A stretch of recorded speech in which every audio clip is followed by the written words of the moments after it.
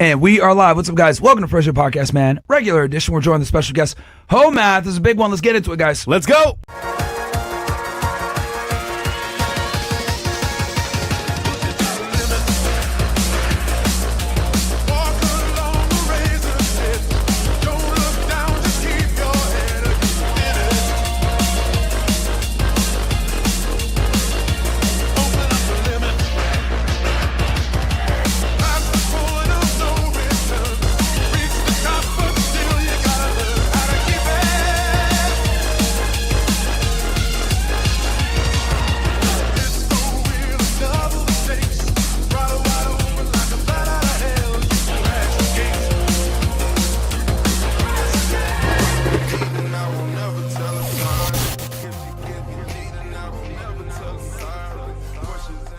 And we're back. All right, we are back. What's up, guys? Welcome to Fresh Air Podcast, man. Regular edition. We're joined with a special guest on the stream, Hoe Math. Welcome to the show, man. People have been... He's coming in remotely. You guys are going to get some of the effects that you guys see on the videos with the artistry, etc. What's up, man? Welcome to the show. What's up? Good to be here. How's it going? Good, man. Well, we know who you are. Yeah. Obviously, I've watched a good amount of your stuff. Awesome stuff. Love the illustrative content, which demonstrates very important red pill points, and explains it to people that might, just be normies and not understand the current sexual marketplace. Exactly. Can you introduce yourself to the people real quick, for those that don't know who you are? Yeah, I'm started out as a TikToker. Now I am mainly a YouTuber. I make videos of various length explaining basically, it starts with the dating crisis that we're in, and it goes into, I have expertise in psychology, particularly developmental psychology, and I have studied a system that I use to explain the ways that people are thinking. I've got some drawings and some maps about that here, called AQUAL, made by Ken Wilber, AQAL. So I get really intellectual about it, and the reason that people tune in for my stuff is that I am very, very good at saying things in ways that make them very easy to understand, and people will, like a lot of parents have been messaging me lately and saying, I'm showing all my stuff to your daughter because I don't want her growing up not knowing it. Wow. So that's basically what I do. Yeah, and it's interesting because here's the thing. One of the criticisms I get often is that I'm very crass, rude, maybe too direct for women to take the message in. It's not palatable enough. And I've always said, look, our audience is men. We focus on getting this information out to men, and men typically tend to do better with direct information and, candidness, versus women tend to care far more about how the information is conveyed. And I think your analytical approach and statistically backed, research information, where you put it in a very nice and articulate, eloquent manner, I think that's a bit more, digestible for women to take in. Now, obviously, we're always going to get the you're a misogynist, you're a sexist allegations, but I would say the way you bring out the information is definitely better for the masses in general, which is great because at the end of the day, we want this information getting out. Everyone has a different style. You illustrate it. We tell the girls they're dumb hoes. Rolo Samasi does it from an academic standpoint. So everyone has a different way, but we're all pretty much getting to the same bottom line. Yeah. We're all framing it a different way, and we all have different audiences. And I do have, quite a few women, usually like pretty high quality women too, like exactly the kind that I want to talk to, who are fans of mine and show up to my live streams and are, really understand what I'm doing and enjoy what I'm doing. It is a pretty low percentage. It is, I think it's a little bit lower than 90-10 men to women. And I actually have been discussing with several women, working with them so that they can use just their native feminine perspective to translate better for a female audience, because I do want them to hear this stuff. And a lot of them just don't get past the name. They just go, oh, that sounds mean, so I'm not listening. And that's a stumbling block. But isn't it amazing how, because I'm sure you deal with the same thing, maybe not as much as we do, but one of the things I've noticed from talking to, we're over 3,500 women now on this show, is they put an incredible amount of emphasis on how information is conveyed to them versus the content of the information, which is like, it's really a profound difference between the sexes. And I didn't really understand it until I started talking to women versus talking to men. And, because we're in a unique position where we're able to talk to men online and do Zoom calls with them, but at the same time, we're also talking to women every night. And it's a stark contrast where with the women, it's like you could be saying something that's dead on, right? They know it's true, but if you don't say it how they want to receive it, they'll disqualify the information. Versus men, you could talk to them as rudely or as crassly as you want to, but if it's true, they will digest it, even if they don't like it. And it's something that I've noticed that's a crazy difference between the two genders. Yeah, it's a very sharp difference. It really is. It's always comes down to the same old thing people have been saying for all time. It's feelings versus logic. And it's not to say that women can't be logical and men don't have feelings, but it's that women need to feel seen and included, and that they have something to gain, and they need to feel, I don't know if respected is the right word for it, but they need to be comfortable with what's being said and how it's being said. And it can be very difficult to tell the truth that way, because the truth is usually very uncomfortable, particularly the kind of truth that we talk about. So it's like a lot of things you just can't say. There are some people who just don't want to hear things. Doesn't matter how you say it. They're never going to take it in. But there are ways that you can make it more palatable to them. And I hope to figure that out at some point. I'd love to have my audience be half women. That would be great. Have you thought about maybe, and I know you're probably not going to do this, but like a lot of women you said can't get past the name. Have you thought about changing the name? So yeah. Okay. For sure. Yeah. I'm market testing Soul Math right now because, that's like, it gets into the sort of psychological, it's quasi-spiritual, like this system that I studied. Some people, I don't know if you can see the chakra system here. It gets into that kind of audience, that kind of clientele. So I was thinking about Soul Math. I was market testing that. I haven't done it officially, like I haven't A/B tested it or anything, but all the guys who came to me because they love the name Hoe Math and they think it's funny, they're all like, if you change to Soul Math, I'm unsubscribing. So I have some work to do on that. Yeah. Do you think that women taking the advice that you kind of portray, it can be easily digestible? Do they actually apply it, you think? What percentage do you think actually apply Maybe it? 304 math. Have you thought about that, dude? That's not bad. Yeah. I mean, the it's guys kind will of the same understand, thing, but the women won't. I don't know. Maybe that's... Yeah. I'll figure it out. Like that is one option, but it could be a little bit less abrasive. Yeah. But as for the question, I do definitely have women come back to me and say that they applied what I told them and that it worked right away. Like I'm really, really pleased. I had been trying to be a life coach for years before these videos took off because I've always known that I was good at it. I did some life coaching, people bought an hour or a half hour at a time. And especially during those sessions when I could get really deep with somebody and ask them what happened, what's going on, how do you, I would have like a very high rate of breakthroughs in one session. So I'm very pleased with that. Like everyone wants to believe they're going to be good at the thing they want to do. I turned out to actually be good at the thing I wanted to do.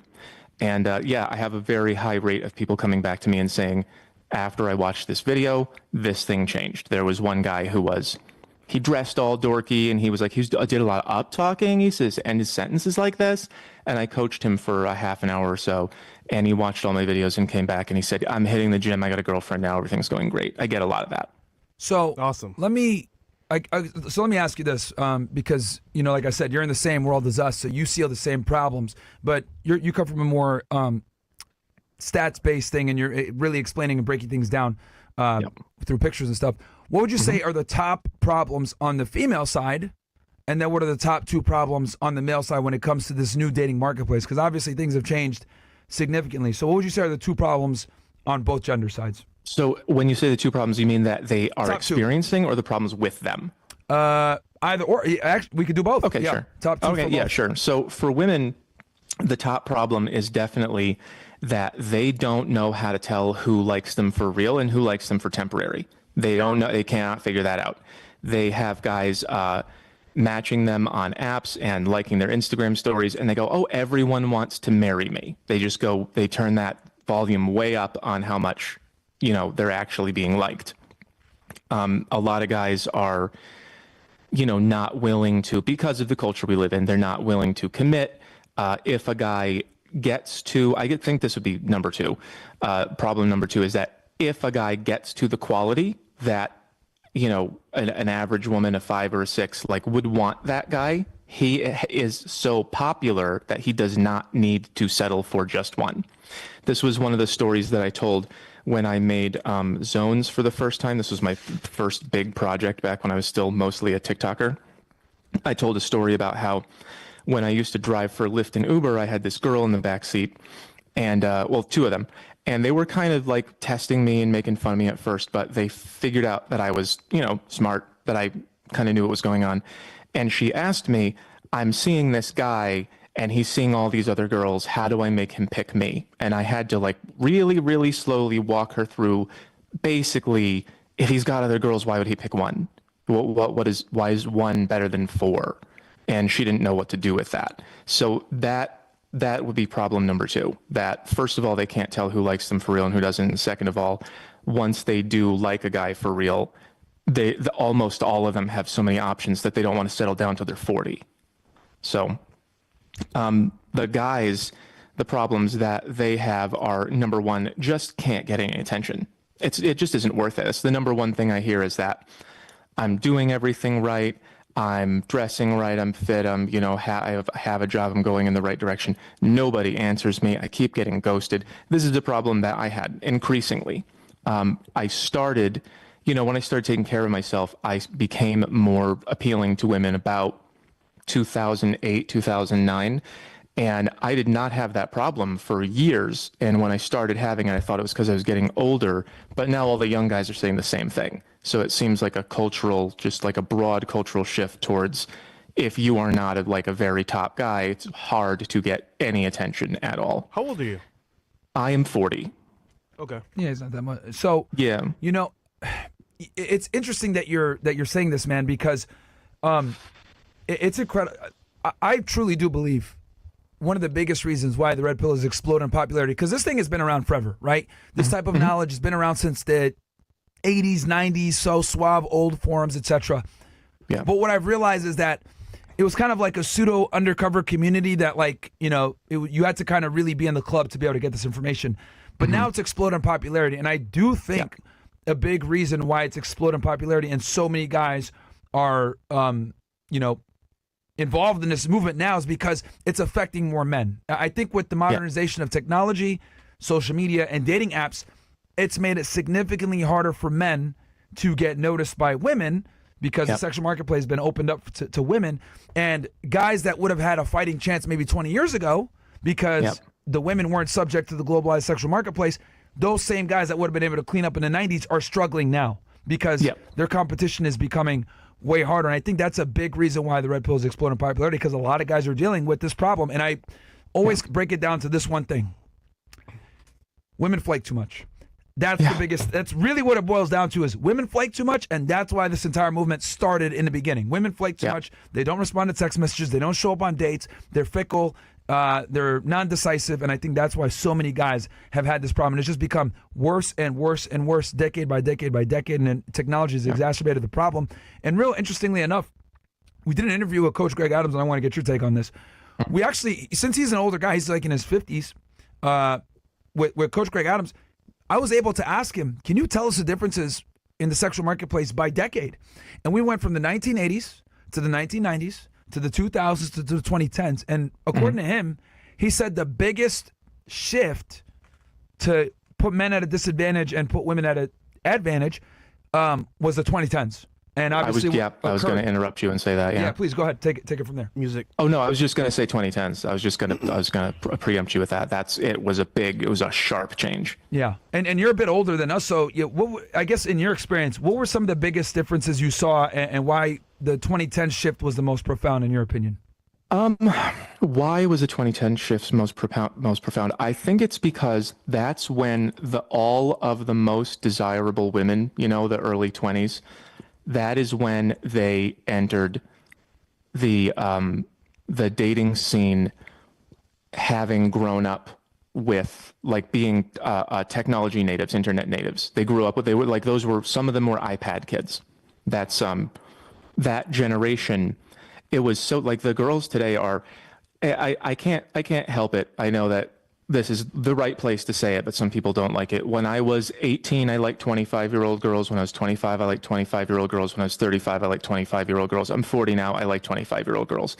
The qualities that they have has changed so much in just a couple decades. Like, when I really want to talk to some high school kids about this, or maybe some guys who just got out of high school.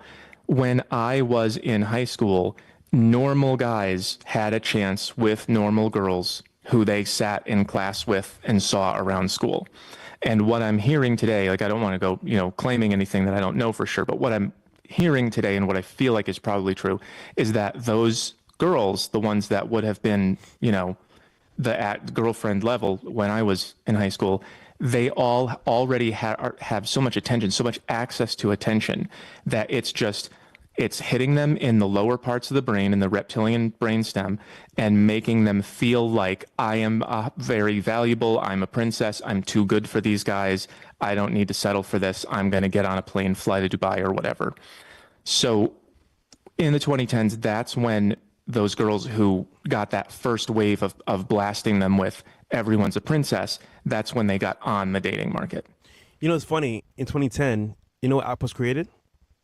Instagram. I was gonna say, yeah, Instagram. It's funny. Oh yeah. Girls nowadays, bro, social media is scary. They got Snapchat, Instagram, Twitter, of course, TikTok, and all this information there, plus the options, bro. They got the world in their hands. I couldn't picture being like a college student now, or like a graduating senior in high school. Yeah. Like, like when I went to prom, right?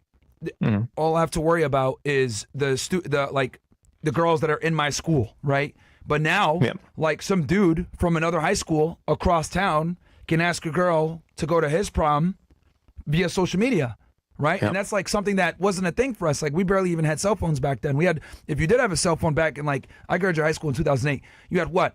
A flip phone, a fucking Razor. Like, there was no smartphones. So, like, now I can't even imagine the young men that have access to TikTok and Instagram, whatever. You're trying to get a prom date, it might be hard for you to even do that just in your high school. So, and then college, when I went to college, Instagram wasn't a thing yet. It was just starting to become a thing, but it wasn't like what it is now. So, things have changed significantly, where I think young men nowadays, I feel for them, man. I think they're absolutely getting, they have way less options, and it's way harder for them to meet a woman versus for us, right? Because we come from the same generation. We're millennials. These Gen Zers, these guys are cooked, man.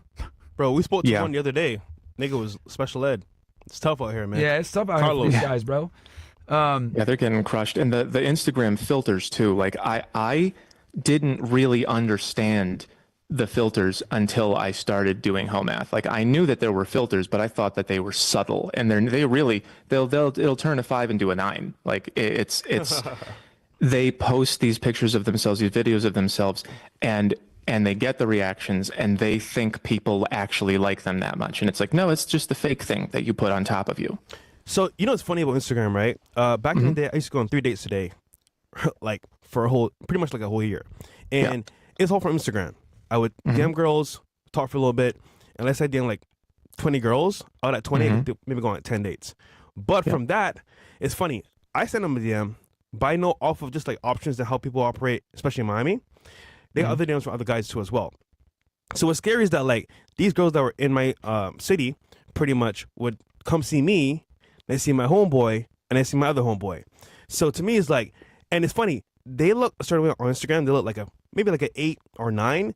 A person, they're like a 7, 6 at best. Sorry, 7 at best. So I'm like, okay, this is what she's pushing out there as her actual picture, but it's not even her. But she has all these options. She's like, oh, I'm the queen. I'm the one because I got all these options. But reality speaking, she's portraying a fake persona online. Which, it's funny, the thirst trap. But in person, she's like a 6. You know what I'm saying? So, like, to me, this whole thing on Instagram, bro, it pushed out there a marketplace of, I want to say, faulty products, and people fell for it. So it's what it is, bro.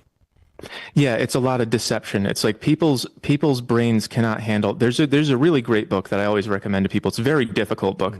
Read it if you absolutely love reading. It's called In Over Our Heads by Robert Keegan, and it's pretty old. So, like, this is a very smart guy, obviously, and he wrote this a few decades ago, and it's about how modern life demands more of us than we actually have. Our brains can't handle the stimulation that we're getting. You know, we evolved like in jungles, basically. We evolved in forests, and we would see every once in a while a bird and then run from a lion. And now today we're getting blasted with all this high intensity stimulation. It's all, you can sit in your bed and flip through all the hot girls and pictures of whatever exciting. This drawing that I brought out was an illustration I did for an old TikTok about how they don't understand. They can't understand because the girls' experience with the apps is so different from the guys' experience that when they complain and they say, oh, the apps suck, the girl says, you're just dumb. You're just not doing it right. And my suggestion is get that girl to write your profile for you and then use it and then have her see what her results are. And I actually did this with 3 different girls. I had them take my profile and I actually asked them, find a guy on the same app who you find is attractive, like from a different city, right? So there's no overlap. And then I would just take his picture, put it on my profile, and show her the difference between the results that I got. And they would all get really sad about it. And they would go, oh my God, I didn't know it was that bad. Wow. And yeah, they don't listen. Like, people don't listen to words. They listen to feelings. They listen to experiences. And the phones are giving us so many feelings and experiences that when you tell people words that conflict with it, they just reject it. But Hoe Math, I just wondered, because after the feeling they feel after seeing that experiment, right? Do they actually care to make a change? Because I'd argue they don't give a fuck. But no, not usually. Like the 3 girls that I did that experiment with, they were nice to me. They're friends of mine. Mm-hmm. But they didn't go beyond saying, oh, that sucks, I'm sorry. They didn't go change their lives. They still wanted the attention and still used the apps the same way, still did everything the same. But at least they recognized it. It's a step. You know, it's interesting. A guy named, I don't know if you're familiar with Alexander Grace. I think he's an Australian YouTuber. Yeah, I know him. We got to get him on the show, too. I don't know how to reach him. But long story short, he had a girl run his Tinder profile. Oh, I remember that guy. And she was very optimistic, really excited, like, oh, yeah, I'm totally going to get him so many girls. He's studying to become a psychologist. You know, he's not ugly. I'll be able to totally get women, right? And watching her struggle, right, using his Tinder profile and his pictures to get him a date was fucking, well, it was hilarious. But for her, it was extremely eye-opening as to what men deal with. And, you know, I've said this on a podcast, and a lot of people get angry at me for saying this, but I truly do believe that women lack empathy when it comes to the male experience. For sure.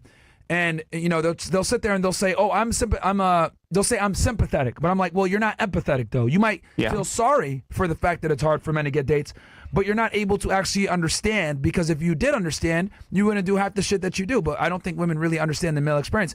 And that girl going through that Tinder experience of running a man's profile, pretending to be him, struggling to get dates, struggling to get girls to respond, getting matched with 100 girls, but then not being able to close any of them or even get a phone number, or how some of them would just send one-word responses when she would spend her time to really send well-thought-out messages.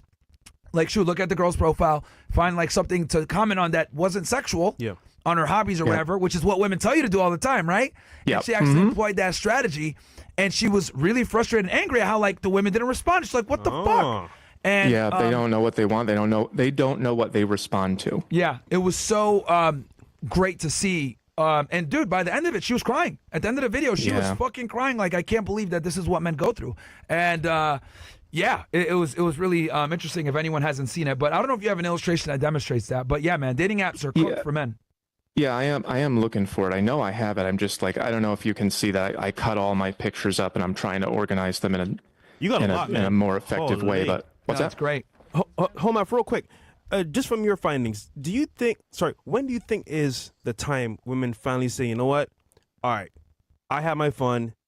It's a wrap. I need to find a guy because I messed up. When is that? What do you think? What do I think the time is? Yeah, like, for example, maybe what age, what time in their life? I think it's as soon as they start to realize that they're not getting the same level of attention anymore. As soon as they start getting turned down by the kind of guys that they could easily get before, that's when they start saying, oh, I need a provider now. I did open this up to answer the last question. This is I don't know if you know this, Zones. It's like it's the centerpiece of what I do. It breaks down what women are looking for in men. There's 2 variables, and then what men are looking for in women. There's 1. It's just how much we like them. But women like the sexy stuff in guys, and then the money and supportive stuff in guys. So when you ask women what they want, they only answer this stuff. They only answer the support and the money and the love and the good guy things. And then guys will go do those things, and the girls don't like it because when she was answering the question, she was thinking, I want all this stuff. I want this guy to do that. So there was an old video that I made. I think it's only on TikTok. I probably put it on YouTube too. But they are, there's like a on the street interview, and they're asking a woman, do you want nice guys or bad boys? And she goes, oh, nice guys, definitely. And people ask me to, explain what that means. What it means is that she's been getting these guys, the guys who are only attractive and won't be nice to her. And it doesn't mean that she wants this guy, the guy who's nice but not attractive. It means she wants the guy who's nice and attractive. So she's been getting the attractive guys, and what she wants is the perfect man instead of giving up the attraction to get some more of the niceness. They just don't understand that the difference between what they say they want and what they actually want. That's a good point. Yeah, no, it's and that's a fantastic chart that like kind of illustrates the different levels of where it goes. And so my thing is like I think men that are red pill aware, understand this to a degree. But like, what is it like when you show this chart to women? Well, most of them don't want to hear it. Most of them don't like it. Most of them don't understand. It doesn't make them feel good, and so they turn away. But the ones who do like it, like there's one girl I'm thinking of right now who just joined my YouTube members, and I have a Discord for them, and I'm talking to her. And she's just she listens to my advice right away. She understands. She understands when she's seeing things wrong and when she's making mistakes, and is like willing to correct her behavior. There's been a lot of those. There's been when women do listen to me, when they do watch my stuff and they do listen to my advice, they usually are really pretty good at understanding it. And sometimes they might say something like, oh my God, really? Is that how men think? And is that what they think we're saying? But when I tell them, yes, it really is, they usually don't like fight over it. Let me ask you this. I was going to ask you this. Yeah, go ahead. What I've noticed, and again, it's correlation is not causation, so I'm not inferring that. But what I have noticed is the hotter the girl, the more delusional she can afford to be. Where, if you take like a girl that's very attractive, maybe some followers on Instagram, whatever, and you show her this chart, she might scoff at you and say, I don't give a shit what you think. Would it be fair to say that women become a bit more pragmatic and realistic as they age and their sexual market value goes down? Is it easier for you? In other words, is it easier for you to bring this information to them without them, dismissing you? I mean, again, it depends on the kind of woman. I think that's kind of the answer that I'm giving. Is it depends on how smart she is and how grown up she is and all that kind of thing. Like the more intelligent younger women that I meet are definitely able to handle this information, what I tell them, and learn from it and everything. I think that you're right that as women get older, they do sort of give up on looking for the perfect guy and they settle a little bit more. But I think that there's also a tendency to settle while still secretly hoping for the perfect man to show up. So it's not like they actually change emotionally and become satisfied with less. They just are willing to accept less because they realize that they're, pushing 40 or whatever. And then when they get the guy, there's some chance that they're going to resent him. They're going to look at him and be alpha widowed by whoever was in the past and look at their husband and say, well, you weren't my number one choice. So they change the behavior, but not their feelings, I think, mostly. Fair. No, that's a good way to put it. Yep. Because you can absolutely change your behavior and, okay, I got to get this done, but grit your teeth and wish for something else. So that makes sense. So I got to marry someone, but he's not the right one. I think they respond a certain way when you show them the facts, and usually it's kind of like this. Hey, what's that? This nigga, bro. What is he doing? I don't know. Not me. That's not my life, Hoe Math. Oh, yeah? You don't know me. First of all, I know a girl just like that against a lot of men. What the fuck, bro? How dare What's you? wrong with you, Hoe Math? Oh my God, bro. You're just a woman hater. Misogyny. Yeah. How dare you? Is that Is there a like a video or something? I'm seeing you guys like a few seconds later. Oh. I give you like a reaction to how women would respond to that. Oh, okay. Yeah, sorry. Yeah, that kind of is what a lot of them give me on in the comments section. Happens all the time, bro. So, what is your of all the drawings that you have here? What is the one that you always use? Like, give me the drawing that you use the most on men, and then the one that you use the most for women. Well, this one is the one that I use most. Okay. Overall, this is like it's the centerpiece. Whenever I'm explaining, like, the differences between how men and women think, like I'm making a video right now that's all about this section, purity. There's a girl who says basically, what body count is too high? And so I'm explaining to her that it's not just the number of bodies. It's like, who were they? And what are you doing with your life? And do you have kids? And do you have guy friends? And all that stuff like weighs in, because we just don't want to get attached to somebody who has been through so much that like nothing makes you feel good anymore. And, you're always looking for better. So this one is the one that I use on almost every video. Okay. There's a lot of things that I keep coming back to, that are like smaller drawings. Like this one was very effective for teaching men about how to deal with it when your new girlfriend begins, giving you hell for nothing. It's like, that's a normal thing. She's testing you. It's just a shit test. And this is how you should respond, rather than if you get all excited and worked up, then you fail. Right. But yeah, there are lots of little ones that I use very often, and some that I haven't used this one at all yet. I'm still making it. But yeah, zones is really like it's the centerpiece of everything. It's all kind of built on top of this. Gotcha. Because the real problem is that men don't know what women want and why, and men don't know what women want and why. So it all comes back to this. Yeah, I mean, I think something that's very important to know. I'm glad that you mentioned that. There's still a lot of blue pill men out there that that don't think or understand or have this grasp on sexual inner dynamics like we do. A lot of guys are really operating in the fucking dark when it comes to this stuff. Now, have more men become red pilled on this stuff and awareness of female nature? For sure. But at the end of the day, we're still, guys that are aware of this stuff is still like less than 10% of the male population. Yeah. Probably even less than 5%. So I can see how these charts are extremely useful for men to understand how women kind of move things. And then with women, they're blue pill too. Feminism is like the blue pill for women. But like women can afford to be blue pill because they don't have to be in a position to garner the attraction, really. Well, yeah, it's beneficial for them. Yeah. Like being blue pilled as a woman is like, that is how you get power. That's why they hate the red pill so much, because they know it's how men get power. Well, they might not know it consciously, but when they hear men start to say, I understand this about women, the women go, uh-oh, now I can't trick you as easily. That's kind of why they don't like it. Because they want to be able to tell, the undesirable guys to keep providing for them while they don't date them, keep them in the friend zone. Do you know this 10%? Are you guessing that, or are there like surveys on this? No, there's no surveys. I'm being I'm going off of like popularity of people like us, Andrew Tate, etc. I'm estimating. I would say that maybe a higher percentage of young men are getting red pilled than our generation. Yep. I think our generation is still cooked. Like I think, when I say cooked, like I'll give you an example. We're stuck in our ways. You know who I like to use as the embodiment of like the millennial movement? Someone like Hassan Piker, right? Oh yeah, okay. He is a raging leftist. He's like a Bernie, Obama, liberal guy.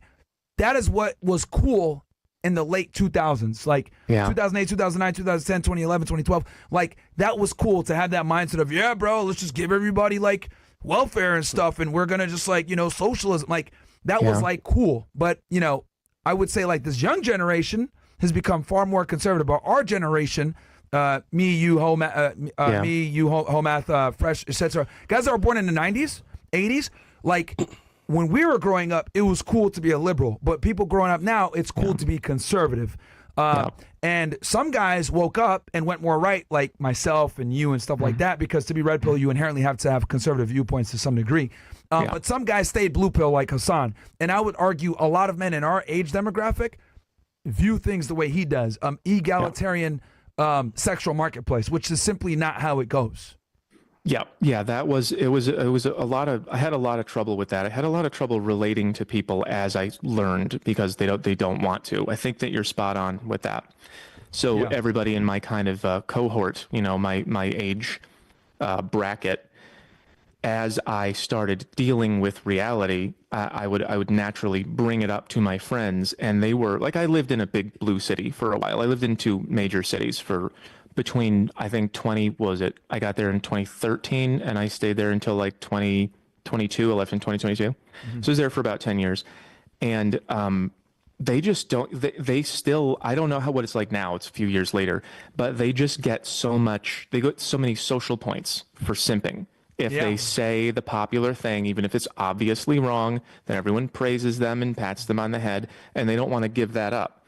There was one time I was driving a guy home, dropping him off at his house, and we just came to a point in the conversation where I said something that was a little bit too far for him, and he actually got like kind of shook, and he said, "All right, you're not like a spy, are you? You trying to get me to say something so you can tell everybody else?" Like, even the guys who do know, they're terrified.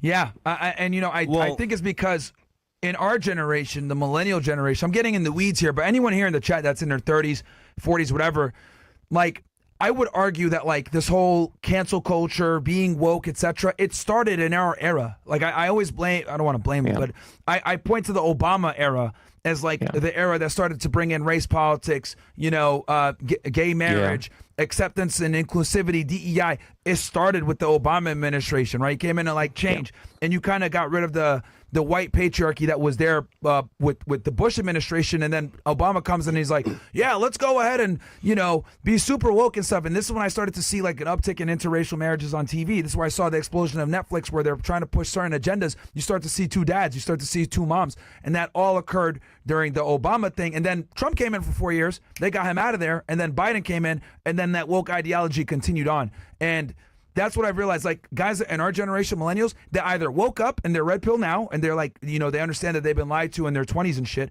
or they stay like Hassan Piker and they believe in this egalitarian system between men and women, or that they're equal. And look, someone like a Piker, right, who's famous and has a bunch of money, he could go ahead and afford to be blue pilled. It's fine because his status and his money will override a lot of the bad blue pill things that he would do. But if a normie guy making 60, 70K per year, regular guy, regular looks, was to apply these blue pill mindset tendencies of egalitarianism, he's going to get cooked. And I would argue, just like you said, our generation not only brought this stupid ass mindset in, but we also are terrified of anyone that is red pill. So it makes sense that your guy would be like, oh, were you a spy or something? Because like that's just how terrified we are from this woke generation. Yeah. Because you used to get canceled for this shit. Yeah, well, we used to. It's a lot less. Like, I think that Elon buying Twitter and turning it into X has really changed that a lot. And Trump winning, it just seems like it changed the whole temperature of the country and of the world consequently. And people are saying a lot more than they used to.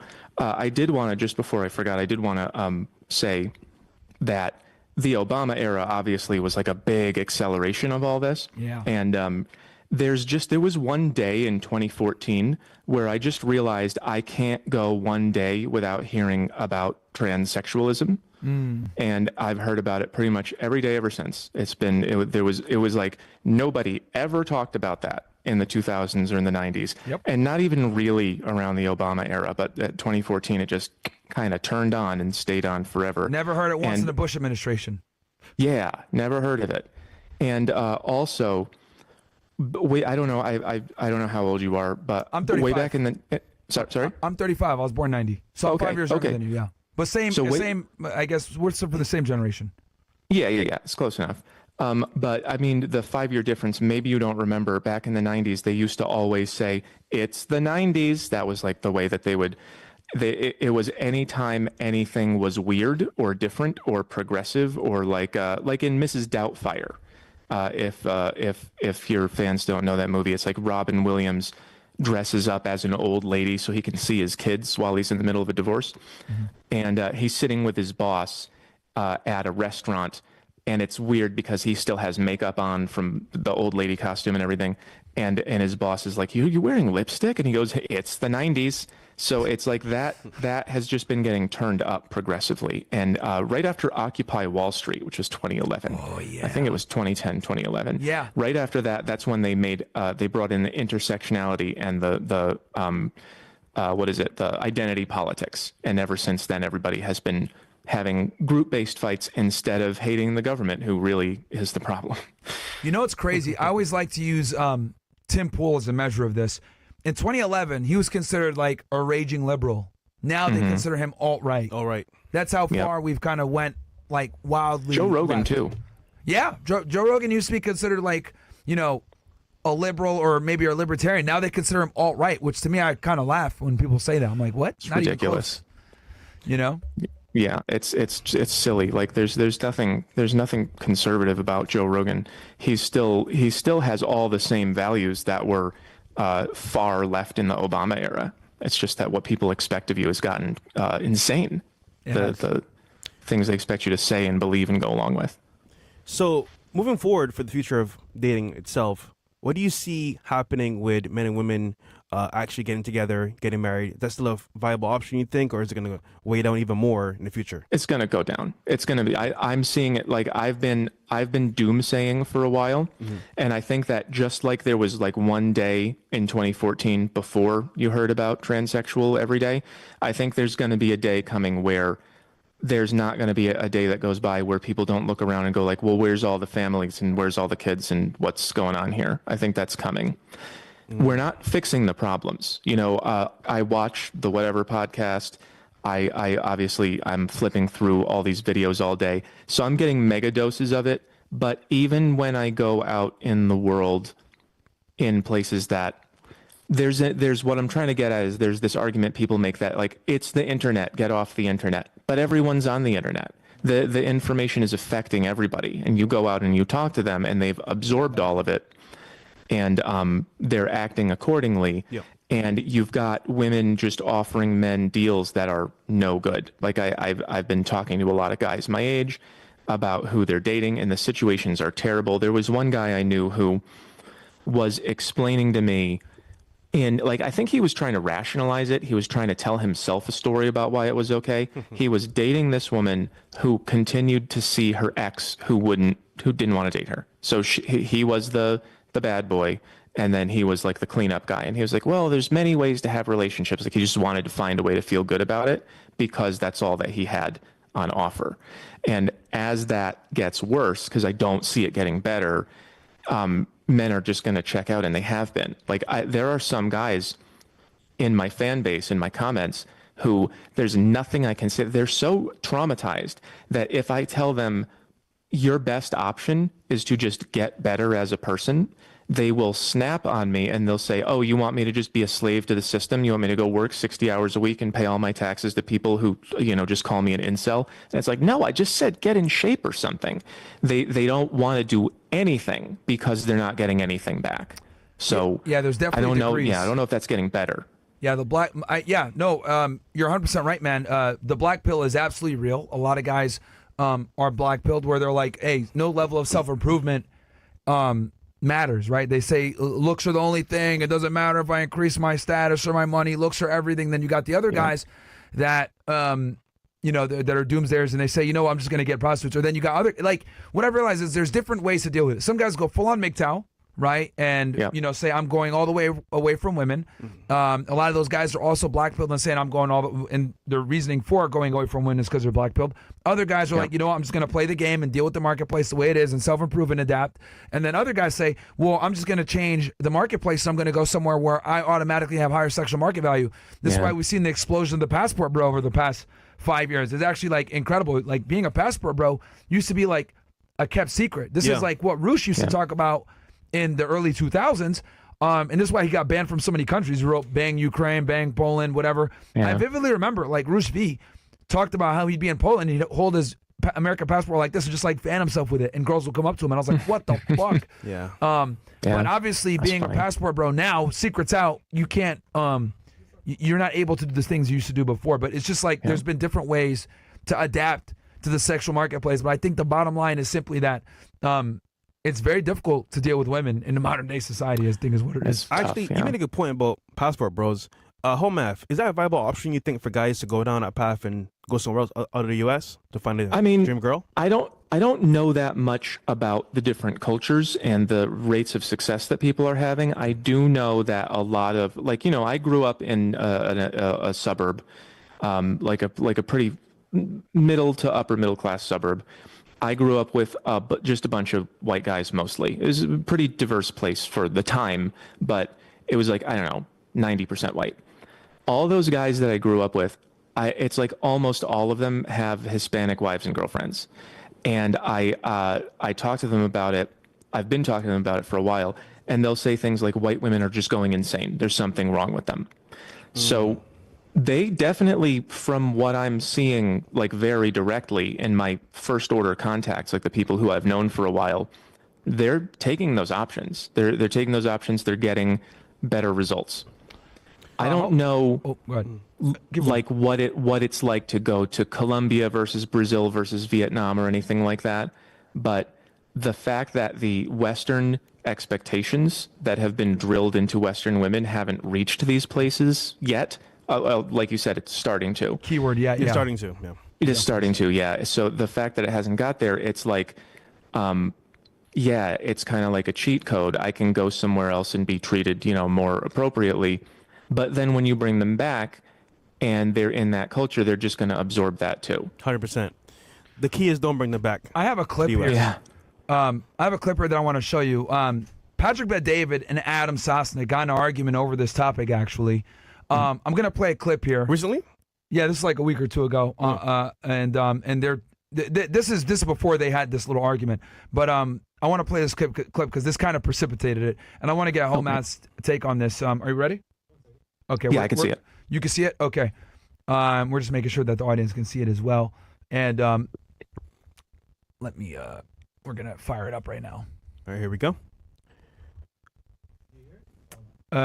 Fault. American women are giving up on marriage. You know, when Chelsea Handler, my ex, you know, when we had that internet beef 3 years ago, it's because I was citing a report from Morgan Stanley called the She Economy. Not the economy, but the She Economy. And basically saying by 2025, which the year we're in now, they anticipate that 45% of working women between 18 and 40 will be childless, no married, no kids. Well, the report was wrong because they said 45%. Tom, you're a numbers guy. What number is it now? 51.4. 51.4 according to the American Enterprise Institute. Thank you, Tom. You had one job and you got the stat wrong. I love you anyway. However, 51% of women have nothing going on, no marriage, no kids, no nothing. That's up literally 10% since 2000. So Chelsea Handler, you might want this no kid, all drugs, all sex toy thing going on in your life. And that's great because you're famous and you're a feminist and you got millions in the bank. But my question is this. For the 38-year-old woman who's making 60 grand a year working as whatever job. For the 34-year-old woman who's basically focused on her job and not a family. For the 44-year-old woman who's now considering having a baby with herself. Did modern feminism work out for you? Chelsea Handler, it's all your fault. America. And Chelsea Handler's just one. I mean, you know, there's a bunch of, you could blame Gloria Steinem. You can talk about a lot of these feminists who, you know, whatever. I won't go, for sure. We're on Fresh and Fit, so I won't go further than that. But these feminists, you know, a lot of them, the Sex and the City lifestyle, et cetera, they put out this propaganda that you can have it all, Sheryl Sandberg, et cetera. And we're actually beating what we anticipated. We thought it was going to be 45%. Now it's up to 51. And it kind of goes with what you were saying before, Hoe Math, that it's going to get worse, and we're actually getting there faster than we thought we would. Yep, it is looking like the birth rates are also getting bad faster than we thought they would, which is like, I mean, there's something called, I don't know if you guys know about accelerationism. There's something to be said for if we see the problems move faster, then people will be motivated to solve them sooner. I do really hate it when people like Chelsea Handler, when like rich celebrities who have every, you know, opportunity in the world, like the top percent of a percent of everyone who's ever existed, tell normal women that you can live like this and you can have infinity options. I don't like it when older women tell younger women, like, waste your 20s. They're not important. Yep. They're for having fun and doing whatever you want. It's like, no, that's 10 years of your life. And it's usually the best 10 because you're still young, but you have freedom usually. I definitely, you know, that messaging is so bad. It's either when someone gets something that wrong, it usually is not a mistake. It usually is either stupid or evil, and I don't think that many people can be stupid. I'm worried that they might be spreading that kind of message on purpose, deliberately, to make these problems worse. And I want to add in, so what ended up happening after this conversation was, Patrick Bet-David and Adam actually got in a pretty heated argument over this. And the long story short is Patrick Bet-David said, well, the reason why you're finding these women that are, not marriage material or long-term, because Adam was saying like, yo, this is a problem, and it's, it's pervasive in all groups of women. And Patrick Bet-David countered and said, well, you're looking in the wrong places. And I actually thought Adam was correct on this, and I did a whole breakdown there, but I won't go into too much detail. But, I think where you meet the women, that might mitigate some of the risks and the problems, right? Like, for example, meeting a girl at Barnes & Noble is probably going to lead to a higher likelihood of finding a better girl than meeting a girl at the club. But that's not going to absolve you of the inherent risk of dealing with modern women in the West in general. And I don't think PBD understands that because he's been married for like 20, 30 years. And, obviously Adam is still in the marketplace. And it's amazing to me how like married men just simply don't have a finger on the pulse of what modern women are like. I mean, hell, if you got married 5 years ago, I would argue that you're probably going to be lost with how modern women operate today. Yeah. Yeah. What are your thoughts The on Barnes and Noble girls are also can be pretty bad. Like I dated a bunch of intellectual kind of like literature girls, and you would really be surprised that how they can parlay that sort of intellectualism into, they're just very good with words, they're smart and they know how to read, and they're very good at using words to just legitimize, doing all this stuff that is destroying everything. They talk about it being, a new age. They always say it's the year, it's the 90s, it's 2025, as if that, changes human nature. And they talk about, what is it? There's that book, The Ethical Slut, right? Like ethical non-monogamy, I think it's called. So it's like, this has been kind of an issue for me in what I do, because I do a little bit of life coaching. I give people a little bit of advice. I can't give advice about everything. And people will come to me and say, where do I find this kind of person? And I go, geez, I don't know if they exist. I don't have every answer to everything. And sometimes it's because I don't know if there is one. There was a girl yesterday on my live stream who asked me, she said she was 18 and she wanted to be a good girl and get married young and do everything the right traditional way. And she said, where do I find a guy like that? I don't know. I mean, you want a guy who's 24 years old and has his life in order, has money, has a house, and he's got all that, and he's willing to marry you instead of playing around? I don't know where to find that, It's like, how far past the point of no return are we? So there's a point where like men and women have similar issues, but also a point where I can see where women want what they want and men want what they want as well. Mm-hmm. How do you bridge that gap between what we both don't understand we need versus what we want? What do you mean bridge the gap between like? So for example, a lot of men want a good woman that is sexy, like an 8, 9, 10, that will stay at home, cut and clean, and just listen to whatever he says. Mm-hmm. Women want a guy 6 feet, 6 figures, good looking, that loves only them. So it's two kind of like things where you may not find that right away or hard to find. And how do you bridge that gap between telling them what they actually need versus what they want? Oh, yeah. Well, that's something that I've been talking about in terms of like all this level stuff, this developmental psych. I made a video called Crisis where I talked about how, I wish I had the levels chart printed out. Maybe I'll find a copy of it somewhere else. But basically, people are not growing up as much as they used to. So I have a chart where I have all of the researchers and all the developmental psychology perspectives that were significant over the last few decades, and I use that to talk about how, in general, people are expected to grow to the 5th level, which is like, it's 5 out of like 9 that we have recorded. There might be more, but it's very, very rare. And that's like the modern world. That's like the Industrial Revolution, the Enlightenment. That's the 5th level of consciousness, was what brought that forward. The 4th one was like agriculture and medieval times and traditional religion, like traditional fundamental religion, like Islam and Christianity. And the 3rd one is more like biker gangs and when we landed in America, the Native Americans were living kind of at that level. It's a lower level of social organization, a lower level of cognitive development. And I think that because of various features of the time that we live in, people are not making it up to that fifth level anymore, and they're staying in this very selfish, self-serving perspective because nobody ever put them through the trials and tribulations that are necessary to grow as a person.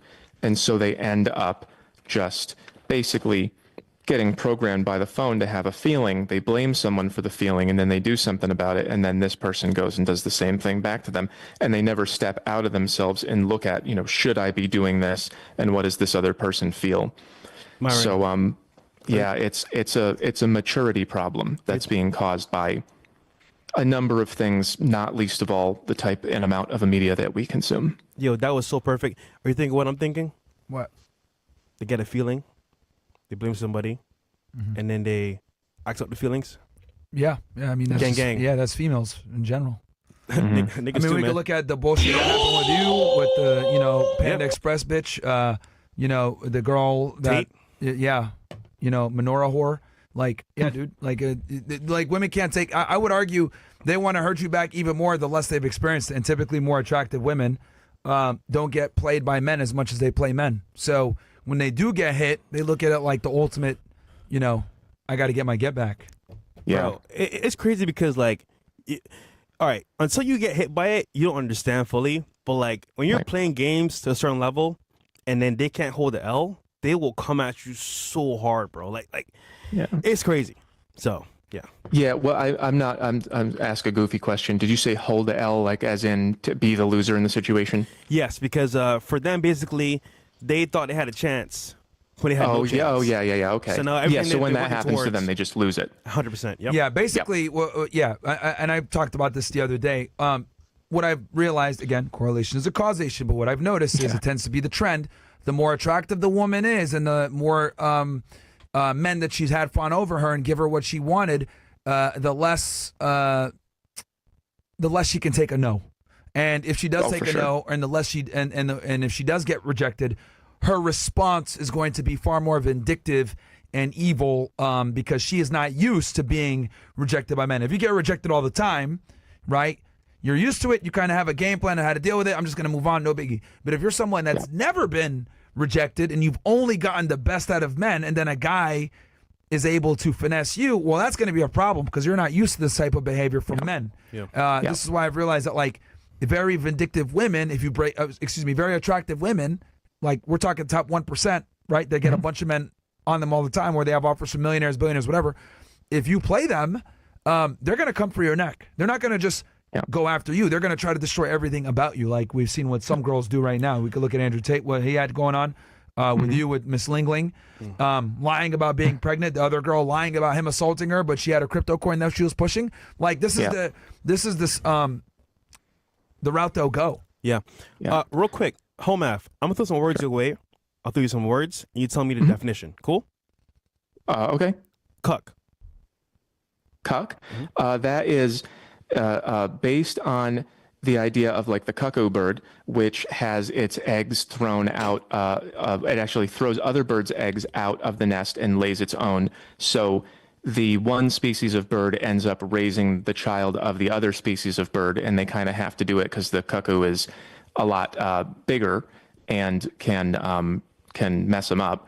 I think that's the basis of the word, and it is used in an abstract way to refer to usually guys, almost always guys, who are doing something that's against their own best interests because they feel like they have to. So being a cuck is taking care of a woman who's not doing anything for you. She's not having your kids. She doesn't love you, but you're sending your money to her. You're supporting her. That is a cuck thing to do. People also abstract it to politics. So that they say white guys, for example, who are always saying all anti-white stuff. Oh, I hate white people too. It's well, that's also cuck behavior because you are going along with something that's not good for you because you feel threatened by it, you're not strong enough to deal with it. Cuckold bird. I love that. What about simp? What's that? Simp. Simp. So I've heard a lot of sources for that word.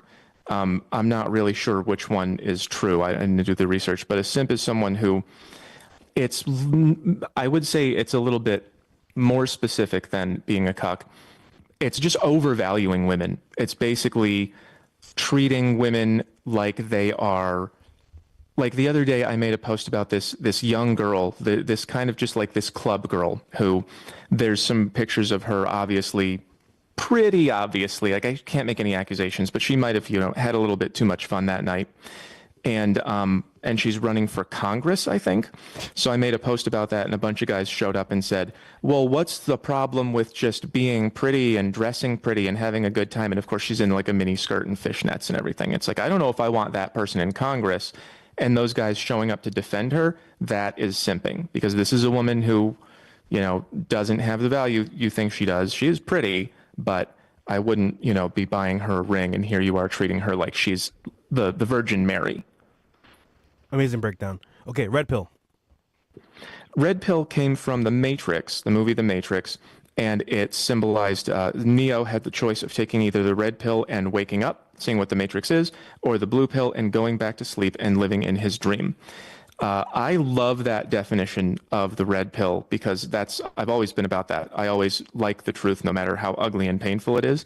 But lately, over the past few years, maybe the past decade, it's kind of turned into like boy feminism, where it's just the male perspective is what's valuable and women are wrong and everything like that. It came out of the desire to understand the truth, not be fooled, not be naive. It really is, I don't want to be naive. When someone says I'm red pilled, it means I don't want to be naive and fooled and taken for a fool. I don't want to be treated like a cuck or a simp. But the way that the culture has kind of taken it, it's just kind of means like boy good, girl bad sometimes. Okay, perfect. And then last two, alpha and beta. Alpha and beta, yeah. Very, very hyper simplistic reference to the kind of guy that girls want and the kind of guy that girls don't. Alpha means good, beta means bad, alpha means strong, beta means weak. The traditional definition, I think, that came from biology when they were studying wolves of alpha and beta would be the one that leads the behavior of the pack and then the one that responds. So there would be like, if you're the president, you're the alpha, and then you give an order and everyone responds to it. Everybody changes to match you. Like it's kind of like when a bunch of girls live together and their menstrual cycles sync up. They usually sync up to the strongest woman who leads. And so she's the alpha, and then the rest of them are beta. Bonus, hoflation. Hoflation, that just means that women are getting lower quality but cost more.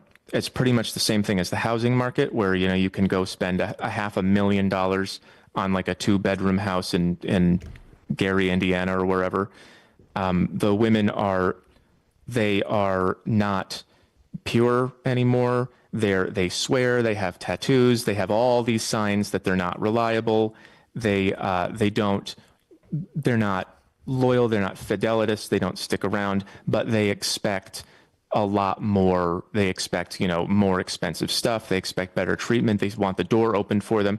Nobody who I ever dated from high school until a few years ago wanted me to open the door for them. And now it seems like girls do want that. And it's like, well, it's kind of getting crazy there.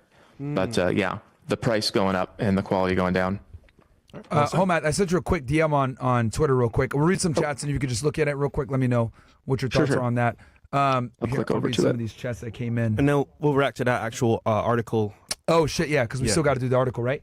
Yeah. Oh, yeah. It's cool. kind of crazy. Yeah. All right, what's the first chat? Yeah, I could read some of these chats. Well, okay, we got here. New name, Math to Love. You know it. Kim Pop. That's the name Santo for your... says, this question is for Hoe Math. Based on your studies of female nature, do you recommend read receipts on text messages to be on or off? Okay, let me get through everybody, Santos. And guys, I think we're going to do a Zoom call after this stream. Yep. We'll see if Hoe Math is available. If you could jump in for a little bit and answer some of your guys' questions. And then we got here, what else the next That way question? it could be more personal. Yeah, that way it could be more personal too. Because we might not have the time to answer these questions here on the stream. But Hoe Math reminds me of Sandman. Okay, fair enough. Yeah, Sandman's OG in their Red Pill space. Everyone needs to get this through their head. This comes from Midnight and Exile says, the only thing that will make women act reasonably is fear that they'll get another Oh man. Nah, nigga. Yo. What the fuck? Bro, come on, man. What the fuck? All right, bro. It's a harsh one. Yeah, he's an idiot. 3 Diglets, $100. I appreciate that. 3 Diglets, you're the man. Nah, what'd he say, bro? That's my nigga. Come on, man. What'd he say? Show it. Bro, he don't say nothing bad. Children of the Fence, $20. Appreciate that. We could show it. I mean, I don't know what it is, but He's supportive, man.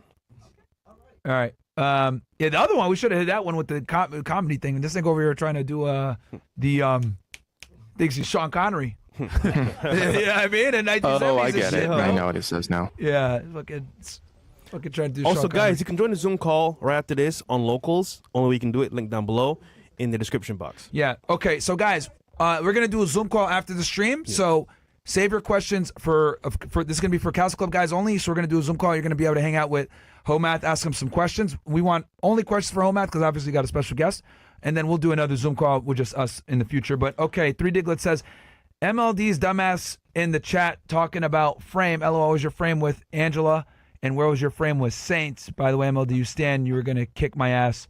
Stand on business. What? What the hell, nigga? Bro? Y'all niggas beefing with MLD? Oh my god. Okay.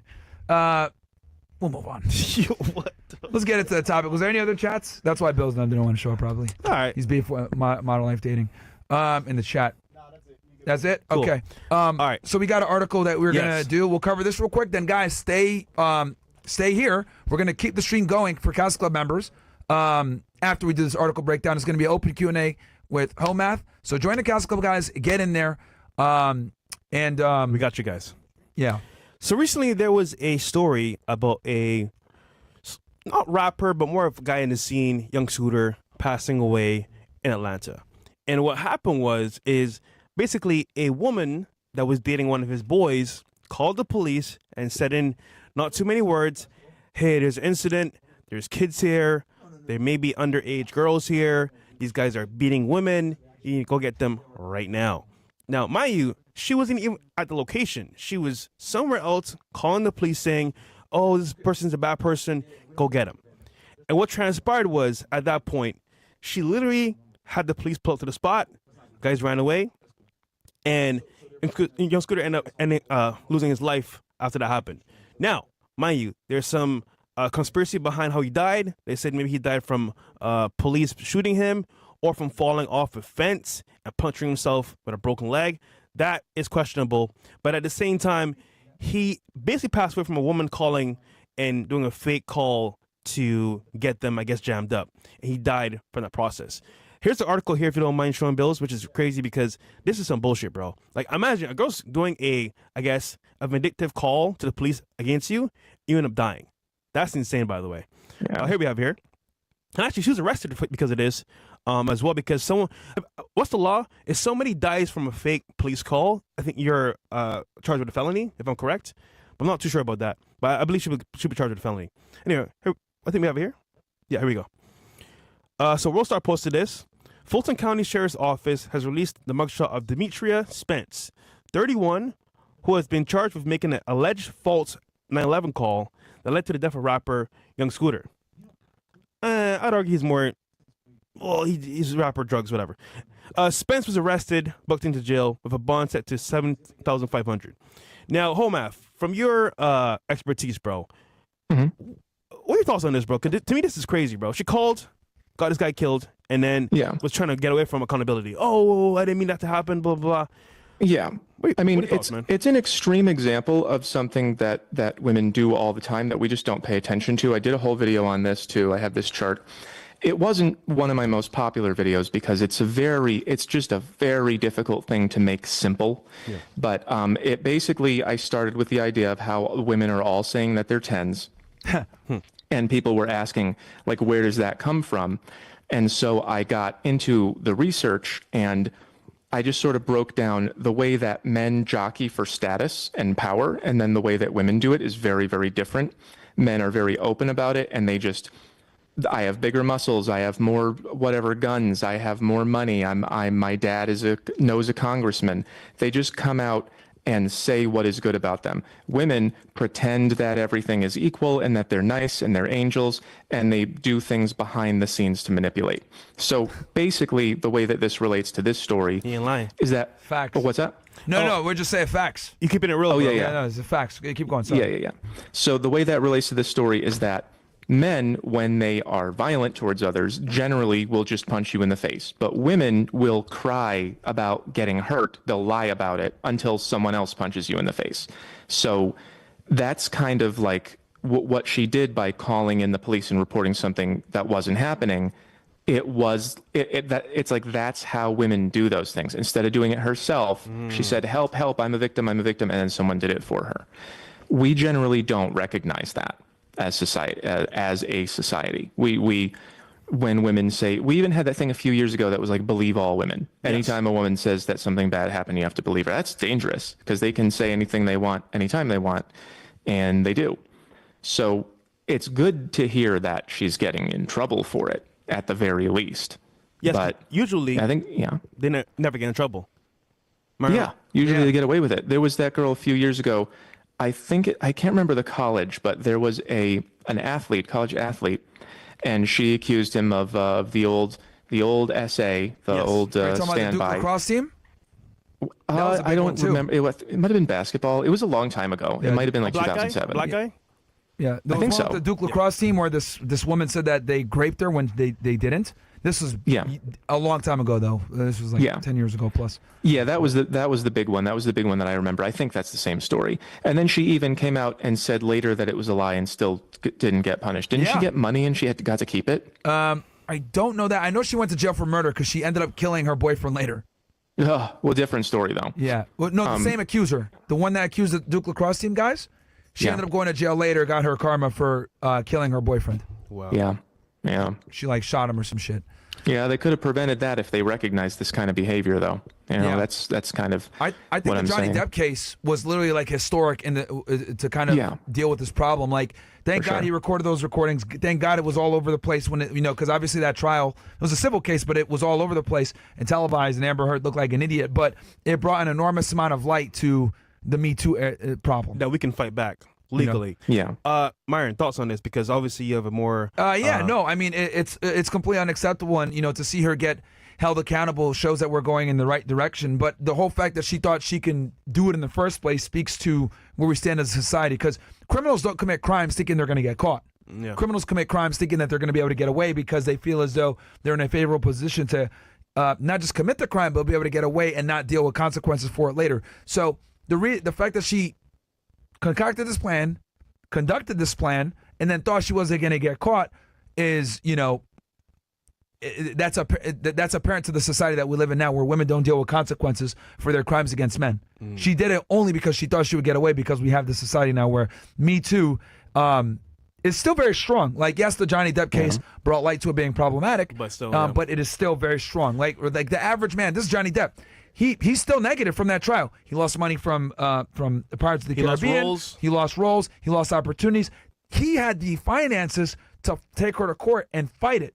But even though he's been able to get his reputation back to a degree, he still lost millions upon millions of dollars, because he's still not whole from the money he lost. And on top of that, the money it cost him to hire that legal team to find her as liable for defamation, which he ended up winning. But I think to this day she still hasn't paid him. That was more of sending a message. But the average man, unfortunately, doesn't have the ability to defend himself. I mean, like, look at what's going on with Andrew Tate. Luckily, he has the money to fight this shit. But any man given, but any man like hit with these types of accusations, whatever, isn't going to be able to stand up a defense, right? To defend themselves. So I think her doing this in the first place is, shows the society that we live in, where she thought she was going to get away. But if this happens more and more, where women are getting prosecuted for this, and we're seeing it, I think a high school teacher today got arrested for having sex with a 15-year-old. Yeah, I was like, what can we are be me, starting bro? to slowly see the wheels of justice hold women accountable for the bullshit that they do. We are seeing it slowly, but we're still far behind. It's been crazy for a long time. So she got a felony, right, for doing this? I'm sure she did. I don't know what the exact charges are, but if she called the police somebody died on a false police report, and then that led to the death of someone, absolutely, she can look at like a manslaughter or something like that. You know, it depends on every state's different. But yeah, I mean, like I said, it's good to see news like this become public, and hopefully women will think twice before they do this bullshit. Yeah, You know? yeah, we need a lot more attention on that. We need to, like, when women are doing that, we should just call them Amber Heard, because it brings up all that emotion that people remember from the trial. Yeah. Yeah. Good point. The Amber Heard case was great. I think it was like landmark in the realm of justice for men from female lies. You know, but again, so few men can mount a defense like that and bear the financial loss to clear their name. So few men can do it. You know, we've seen it in Europe too. Soccer players getting accused. I mean, Ronaldo had to deal with this shit. Yeah. Some chick, it's kind of got buried, but some chick in Vegas accused him of raping her like in 09 or 010 or some shit like that. And, you know, obviously he didn't have any teeth, but dude, this has been a problem for fucking decades, man, women making these accusations. And I think it's an overcorrection to the, what they call smashing the patriarchy. It's an overcorrection to that. So like any accusation now, it's automatically believed because it had been such a problem for so long. But we've overcorrected to it now to a point where it's becoming ridiculous. 100%. Yeah. Yeah, there's no need to get revenge on men today for what men did decades ago. Like, there's correcting the problem is one thing, but then just saying I should be allowed to get away with whatever I want because something happened to some woman 40 years ago is just insane. It's just entitlement. It's just telling them that they can get away with stuff and they're entitled to do it. And that's the through line to all the problems we're experiencing right now. So I guess Hoe Math, just for my final question here for me. Hey guys, like the video. We got well over 7,000 of you guys watching this thing live right now. Facts, man. So guys, do me a favor. We're gonna have a Zoom call with Hoe Math after this. You guys are gonna be able to ask him questions, etc. So stay tuned. And then we might have something else cool for you guys after that with the after hours. But like the video, guys, and go ahead, Fresh. W Collab, man. Thank you for coming. Also, go to his channel as well. thanks for Hoe having Math me. on YouTube. Go subscribe to his YouTube channel if you haven't. YouTube. We're gonna put it in the description for y'all. Yeah. If you guys haven't already. So I guess from your findings, you've done a lot of research yourself as well. What is the, I guess, silver lining for us as men? Is there going to be a change where we go back to how things were more traditional? Is it going to get worse? What's the actual result you see in the future coming for us as men? Are we going to have to be paying? Like, what's the actual end goal you see here for us? That's a great question, and it's a big question. Yes. And I don't love predictions, especially when they are complex. So I would say that if you want a white pill, if you want hope for the future, you want to look at things like Amber Heard. You want to look at cases like that. You want to recognize that, with what we talked about a minute ago, with that 51.4% of women, was it over 30, I think, don't have kids. That's not going to be good for them. There are going to be consequences for the way that they've been behaving, and that's going to have an impact, and people are going to have to deal with it. They're just going to have to. And that is going to eventually force a correction in some of this stuff that's going on. I don't know if we're going to be able to turn it around in time. Like, I don't know if you guys have been following the mathematics of population collapse, but they're saying, some people are projecting that in South Korea, they might have 4% of the population they have now in a few generations, because that's just what happens when people stop having kids. Every generation gets smaller and smaller. The graph looks like this, like over the old ones are here and the young ones are here. The graph just goes down and down and down, because the younger generation has to, support the old one with Social Security, so they can't afford to have their own kids, and they basically just disappear. It might get that bad. It might turn around. I'm not sure. All that I'm sure of is that bringing more attention to this stuff is what works. Telling the truth about it, pointing it out, and getting people to understand it. That's the direction you want to go in. Okay. But I don't know if we're going to get there in time. Okay. Good point. Listen, man, I personally think that, like, where we're going right now, it's going to be harder for men from my point of view. But I do see where, like, we're heading some small wins here. But in the actual spectrum of the world itself and where we're at, I don't see us going back to traditional values like we were back in the day, because they don't want to give up their power now. It's almost like if, like, we get them too much power, and we're going to hold on to it forever, as long as possible. But you're right, it's going to break at some point. So Yeah. Who knows Well, when? you know how they say there are no atheists in a foxhole, right? You heard that one? No, but tell me. It means like if you're in the middle of a war and you're about to die, suddenly you want God to help. Got it. So there's no atheists in war. There are no feminists in poverty. So if we get that bad, they're gonna have to just deal with reality. Good point. I would argue a lot of countries that are not as I would say well off as America are more like that because again, Yeah. survival is more important than how you feel about certain things or just maybe because I will do. So yeah, that's a very good point. Yeah, they don't have the luxury. They don't have the luxury to say, I can do what I want and I'm a 10. They just go, I need a man to play a role in my life, and so I got to behave or else I won't get one. And they just are, the girls around us just don't have to do that right now, but they will one day. All right. And then, so I know you've been doing your videos for quite some time. Good stuff, bro. Love the views, love the content. When are we getting a face show, man? Face, like, I guess, reveal. When it benefits me the absolute most. I'm just going to time that and calculate it. Like right now, it's about the content. And, I don't want to show my goofy old face. I used to look good. I don't look quite as good anymore. I'm 40, Yeah. So when if I ever calculate that it is going to get me more than it's going to lose me, then I'll do it. But right now, I'm comfy. Okay. Well said. All right, we got any more chats, Bills, before we head up? No? Who was that? No, I'm asking my producer. Oh, okay. Oh, chats. Gotcha. Yeah. So what we're going to do, guys, is we're going to go ahead and transition into the Zoom call. Hoe Math's going to take a quick little break. He's got to get some water and stuff like that. But we're going to start up the Zoom call in about 2 minutes. So if you're watching on Castle Club, stay where you're at. Don't go anywhere. Yep. If you're watching on Rumble or YouTube, join Locals, guys. $35 a month. You get 4 Zoom calls a month with us. We do 1 Zoom call a week. Yep. For all the Castle Club guys, you get to be involved in the chat. You get your chats prioritized post whenever you memes. super chat. You can post memes, etc. We got a huge community of guys. So getting access to us, talking to us once a week, as well as joining a community of like-minded guys, man, is fucking huge. It's awesome. So we're gonna have a Q&A right now with Hoe Math. We're going to pin in the comments, and then he's also going to join us for after hours. He won't be there the whole show. Awesome. But he's going to be able to join us for after hours with some lovely ladies. He's going to ask the girls some questions, so we'll let him go first and ask the girls questions. We can go ahead, and it'll be awesome, I think, to see their reactions to the fucking chart. So it's going to be great. Who is this guy? Yeah, who is this guy? So Hoe Math's going to get some water real quick. We're going to start the Zoom call fired up right now, guys. Castle Club only. Yep. So join in Castle Club, guys. Get in there. It's fucking crazy value, local or AK locals. And we're going to start that Zoom call with Hoe Math here in a few minutes. Right. But if you're watching on YouTube or X or Rumble, stream's going to end, but just come on. Well, it's going to go to a banner, but you guys get the idea. Come on over, man. All right, guys? W Show. Peace. Love you guys.